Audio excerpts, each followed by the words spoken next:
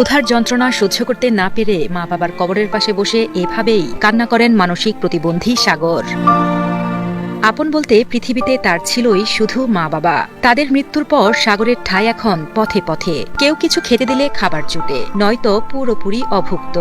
বেশি খিদে লাগলে বাবা মায়ের কবরই যেন মানসিক প্রতিবন্ধী সাগরের একমাত্র আশ্রয়স্থল। আব্বা মা নাই, যখন ওর বাবা মার কথা মনে পড়ে তখন দেখে চোখ দিয়ে পানি পড়ে এবং গোরস্থানে যা দিয়ে কান্নাকাটি করে।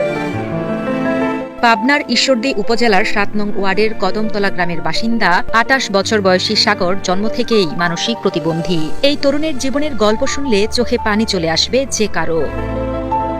সাগরের বাবা সুরজ ব্যাপারী ছিলেন কাঁচামালের ব্যবসায়ী। মারা যান প্রায় ১০ বছর আগে। বাবার মৃত্যুর মাত্র ১ মাস পরে মারা যান মা ঝর্ণা খাতুনও। মা বাবার মৃত্যুর পর থেকেই খেয়ে না খেয়ে অনেক কষ্টে দিন কাটে এই মানসিক প্রতিবন্ধী তরুণের। কখনো কখনো ক্ষুধার যন্ত্রণা সহ্য করতে না পেরে কাঁদতে কাঁদতে চলে যান বাবা মায়ের কবরের কাছে। ওর জীবনযাপন চলে এখন, যেহেতু মা বাপ দুজনে মারা গেছে, সেই ক্ষেত্রে একটা রাস্তায় পাগলের মতোই চলাফেরা। এর কাছ থেকে ১০ টাকা নিচ্ছে, ওর কাছ থেকে ২০ টাকা নিচ্ছে, কেউ এক মুঠ ভাত দিচ্ছে, খাচ্ছে। মানসিক প্রতিবন্ধী সাগরের জীবনের প্রতিটি দিন এখন কষ্ট আর একাকিত্বে ভরা।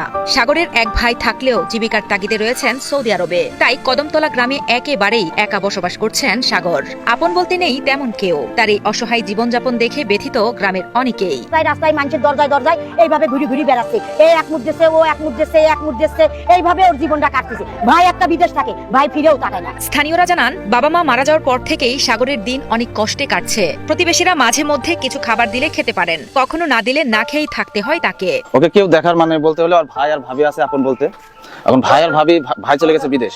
সবাই তার জন্য দোয়া করবেন। অসহায় ছেলেটা, বাপ নাই মাও নাই, আমরাই প্রতিবেশী তাকে যতটুকু পারি, ১০ টাকা পারি, ৫ টাকা পারি, একটা হোটেলে একটা পাউরুটি হোক, বিস্কুট হোক, আমরা দিয়ে থাকি। উপজেলা নির্বাহী অফিসার মোহাম্মদ মনিরুজ্জামান জানান, ইতোমধ্যে সরকারিভাবে সাগরের জন্য প্রতিবন্ধী ভাতার ব্যবস্থা করা হয়েছে এবং বাকিটা জীবন সাগর যেন ভালোভাবে খেয়ে পড়ে বেঁচে থাকতে পারেন, সেজন্য তার চিকিৎসা ও বাসস্থানের দায়িত্ব নেওয়ারও আশ্বাস দেন এই কর্মকর্তা। তাকে অলরেডি শুকনো খাবারের একটা ব্যবস্থা করেছি, তার সাথে আরো আমরা যোগাযোগ করব।